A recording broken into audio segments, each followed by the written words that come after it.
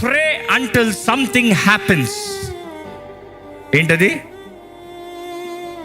ప్రే until something happens. ఏంటది చెప్పండి మీరు? ఏదన్నా జరిగేంత వరకు ప్రార్థన చేస్తూనే ఉంటాం. ప్రార్థన చేశానని కాదు, జరిగేంత వరకు ప్రార్థన చేయి. జరిగేంత వరకు ప్రార్థన చేయి. నేను కొన్నిసార్లు కొన్ని స్థలాలకు వెళ్ళినప్పుడు, కొంతమంది కళ్ళు స్థలానికి వెళ్ళినప్పుడు, ప్రభా నీ పని కొరకు వచ్చాను, పుష్ అన్న మాట చూసానంటే ప్రే అంటల్ సంథింగ్ హ్యాపెన్స్. ఓకే ప్రభా, లాట్ కూడా ప్రార్థన చేస్తూనే ఉంటా, అయ్యేంతవరకు ప్రార్థన చేస్తూనే ఉంటా. ఎందుకంటే యేసు ప్రభు అంటాడు, మన తెలుగు బైబిల్లో చదివేటప్పుడు, ఇంగ్లీష్ బైబిల్లో చూసినప్పుడు ఎలా ఉంటుందంటే, ask it shall be given, seek you shall find, నాక్ and the door shall be open. అంటే ఏంటి తెలుగులో? అడుగుడి మీకు ఇవ్వబడును, వెతుకుడి మీకు దొరుకును, తట్టుడి తీయబడును. కానీ అక్కడ రాయబడిన బైబిల్లో ఒరిజినల్ స్క్రిప్ట్స్లో అలాగ లేదు. ఎలా ఉంది తెలుసా? Keep on asking, not just ask, keep on asking. తెలుగులో చెప్తే అడుగుతూనే ఉండండి. ఎప్పుడు వరకు? నీకు జవాబు వచ్చేంత వరకు. వెతుకుతూనే ఉండండి. ఎప్పుడు వరకు? నీకు దొరికేంత వరకు. తడతనే ఉండండి. ఎప్పుడు వరకు? తీయబడే వరకు. ఇంకా మాటలు చెప్పాలంటే, ఆ మాటకి బెస్ట్ ఎగ్జాంపుల్ మా పిల్లల్ని చెప్పచ్చు. నన్ను పిలుస్తానికి మా ఇంట్లో ఎవరైనా పిలిచారంటే అట్లా తలుపు కొన్నిసార్లు తట్ట కూడా తట్ట, ఒరే ఎంతసేపు నిలబడతాను, చాలాసేపు ఉంది, తట్ట కూడా తడతాను, ఎట్లా తట్టామంటే. ఇదే మా ఓడు వస్తాడు, పడుకునుండు, దబా దబా దబా దబా దబా బాగుతాడు. ఇంకా మా ఓడు సంగతి పక్కన పెట్టి, ఆ చిన్నది 1.5 సంవత్సరానికి వస్తుంది.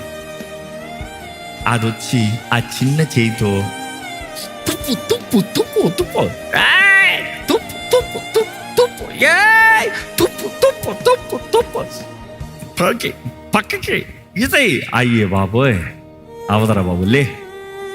ఎందుకంటే ఇంకెవరు లేరు అక్కడ, లే తీ. నువ్వు తీయకపోతే టార్చర్ ఎవరికి? ఎందుకంటే అక్కడ ఉన్నది ఫెయిత్.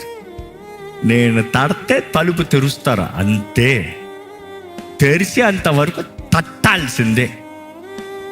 అందుకే నేను అనుకుంటాను, యేసుప్రభు అంటాం, చిన్న పిల్లల వంటి వారు అవుతనే కానీ పరలోక రాజ్యం లేదంట. They believe so much, they have so much of faith. ఏమంటారు? నేను అడిగితే అయిపోవాలి, చెప్తే అయిపోవాలి, చేస్తే అయిపోవాలి, తాడితే అయిపోవాలి.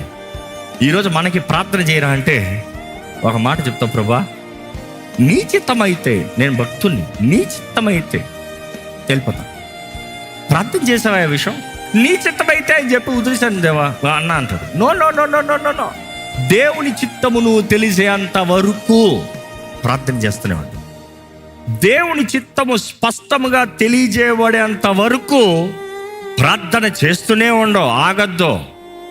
దేవుని వాటిలో చూడండి, పుష్ అంటిల్ సంథింగ్ హ్యాపెన్స్ అనేటప్పుడు బైబిల్ అనేక రెఫరెన్స్లు చెప్పచ్చు. బట్ దెన్ అనేక ఉపమానాలు ఉన్నాయి బైబిల్లో, అనేక రెఫరెన్స్లు ఉన్నాయి. ఎలాగైతే యేసు ప్రభువు చెప్తాడు, ఒక స్నేహితుడు తన పక్కింటోడి దగ్గరికి వెళ్ళాడంట. పక్కింటి స్నేహితుడి దగ్గర అర్ధరాత్రి వెళ్ళి తలుపు కొడుతున్నాడంట, రొట్టెని అడుగుతున్నాడంట.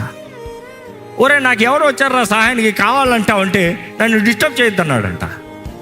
డిస్టర్బ్ చేయొద్దన్న తర్వాత కూడా అడుగుతూనే ఉన్నాడంట. దాన్ని బట్టి ఏమవుతుంది, ఆడు అడుగుతా ఉన్నాడు కాబట్టి వీడు పడుకుని ఉన్నవాడైనా కూడా లేచి ఇచ్చాడు. నెక్స్ట్ ఇంకోటి చెప్తాడు, ఒక దాసురాలు అడుగుతూనే ఉందంతా చెడ్డ జడ్జిని న్యాయం జరిగించమని చెప్పి. Because she is continuously asking. తన అడుగుతూనే ఉంది కాబట్టి తన టార్చర్ తట్టుకోలేక తనకి న్యాయం తీర్చాడంట. అక్కడే చెప్తాడు యేసు ప్రభు, మీరు కూడా అడుగుతూనే ఉండండి. ఆ చెడ్డ జడ్జిలే, ఆ చెడ్డ జడ్జే న్యాయం జరిగించగలిగినప్పుడు, న్యాయవంతుడైన నీ తండ్రి నువ్వు అడిగితే నీకు న్యాయం చేయడా? సో మన జీవితంలో కూడా మనం నేర్చుకోవాల్సింది కీప్ ఆన్ ఆస్కింగ్. పుష్ అన్న మాటకి అర్థం ఏంటి మీరు చెప్పండి. ఇప్పుడు పుష్ అన్న మాటకి అర్థం ఏంటి చెప్పండి. మీ పక్కన చూసి చెప్పండి.